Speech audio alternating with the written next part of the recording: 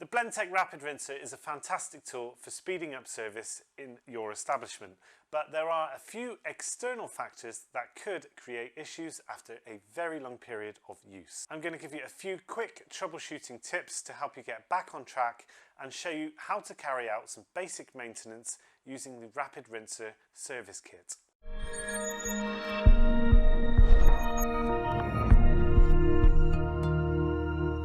In most cases, taking the Rapid Rinser apart, cleaning it and then putting it back together again will solve most issues. So if you haven't already, please go over to check out my guide to cleaning your Rapid Rinser in the description below.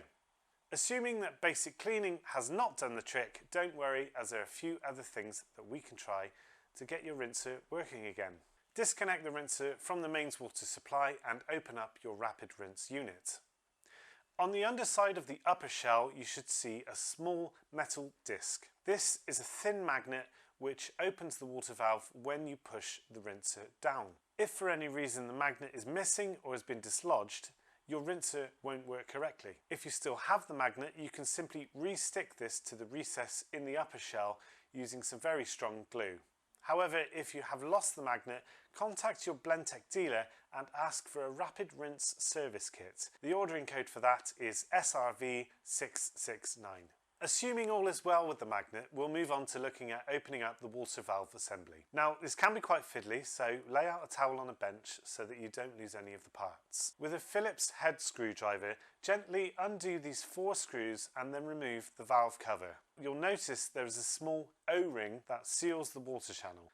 Take out the spring needle valve and rubber diaphragm. Set all of these small components to one side and give the valve base a good wash using clean water and a toothbrush or pipe cleaner. Look out for any signs of limescale buildup and consider taking remedial steps to prevent future issues with that.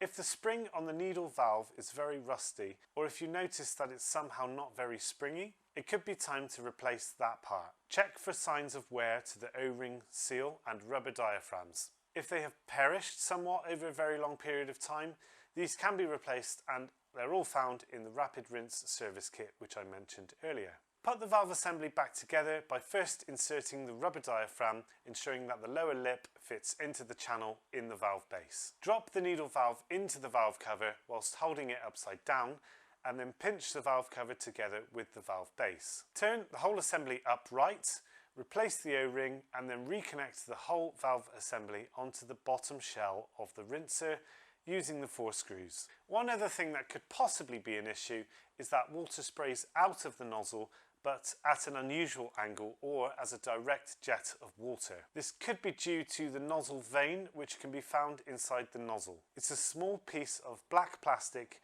which essentially guides the pressurized water out of the nozzle at a 120-degree angle. Fixing this should just be a case of removing and resetting the nozzle vane with some needle nose pliers. Once everything is back together and the water is reconnected, test your rinser. Hopefully that has done the trick, but if not, leave a comment down below and I'll see what else I might be able to do to help you. I hope you found this video useful and see you next time.